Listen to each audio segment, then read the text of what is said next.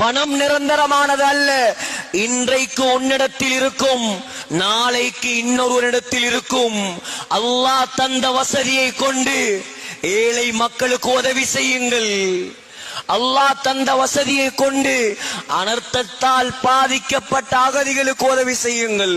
நாளைக்கு என்னுடைய நிலைமை என்னவென்று தெரியாது. கதவை துறந்தவுடன் ஏழையை பார்த்து ஏசிவிட்டார். கடினமான வார்த்தைகள் பேசினார். சொன்னார், சாப்பிடக்கூடிய நேரத்தில் தொல்லை, போ எங்கேயாவது.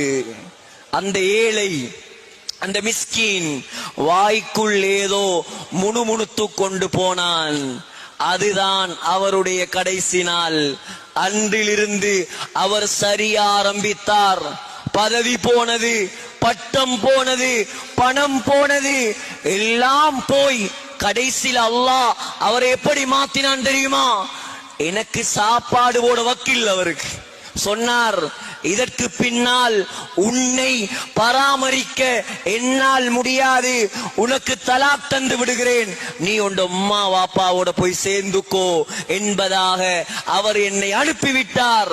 இப்ப பார்த்தா பிச்சை எடுத்து திரிகிறார்.